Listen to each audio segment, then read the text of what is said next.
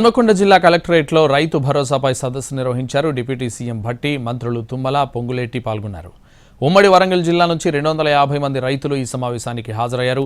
రైతు భరోసా విధి విధానాలపై అభిప్రాయాలు తెలుసుకున్నారు మంత్రులు.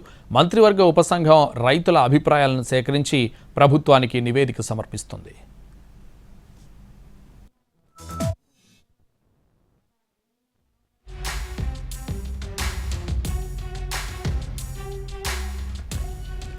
పన్ను కట్టే వాళ్లు వేరే ఆదాయం నుంచి కడతారని తెలిపారు డిప్యూటీ సీఎం మల్లు భట్టి విక్రమార్క. వరంగల్లో జరిగిన రైతు భరోసా సదస్సులో పాల్గొన్న ఆయన ట్యాక్స్ రిటర్న్స్ సబ్మిట్ చేసే రైతులకు ఎలాంటి ఇబ్బందులు ఉండబోవని తెలిపారు. పన్ను కట్టే వాళ్ళు వేరే ఆదాయం ఉంటేనే పన్ను కడతారు. వ్యవసాయ ఆదాయం కాకుండా వేరే ఆదాయం ఉన్నటువంటి వాళ్ళే ట్యాక్స్ పేయర్స్ ఉంటారు. ట్యాక్స్ రిటర్న్స్ వేసేవాళ్ళు ఒకళ్ళు, ట్యాక్స్ పేయర్స్ వేరే. ట్యాక్స్ పేయర్స్ మాత్రమే వారు చెప్పారు తప్ప ట్యాక్స్ రిటర్న్స్ వేసే వాళ్ళకి క్లారిటీ ఇచ్చారు. రైతులు ఎన్ని లక్షల ఆదాయం ఉన్నా కానీ నాకు ఇంత ఆదాయం ఉంది, నా పిల్లవాడు బయటికి పోవడానికి ఇంత ఆదాయం ఉంది కాబట్టి మీరు ఎడ్యుకేషన్ లోన్ ఇస్తే నేను కట్టుకోవడానికి అవకాశం ఉందని రిటర్న్ చేస్తారు. అటువంటి వాళ్ళకి ఏం ఇబ్బంది లేదు.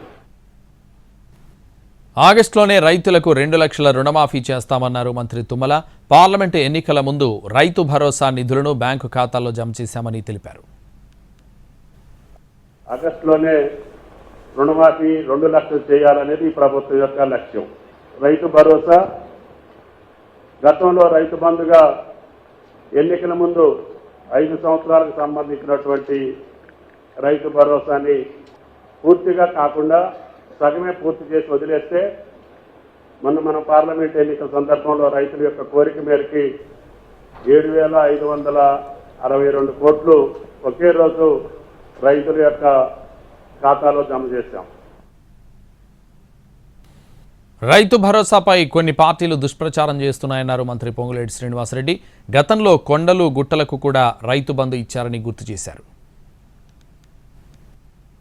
గుట్టలకి చెరువులకి ఇచ్చిన భూమికి 2-3 పాస్బుక్లు ఇస్తూ ఫామ్ హౌజులతో సహా ఆనాడు ఇచ్చిన రైతు బంధువుని అలా చేయాలనా, లేదు నిజంగా పేదోళ్ళకి చేస్తే మంచి జరుగుతుందా అని రైతుల్లో చర్చకపోతే ఆ చర్చని వక్ర మార్గంలో తీసుకెళ్లి లబ్ధి పొందాలని కొన్ని రాజకీయ పార్టీలు చూస్తున్న సంగతి మీ అందరికీ తెలియంది కాదు.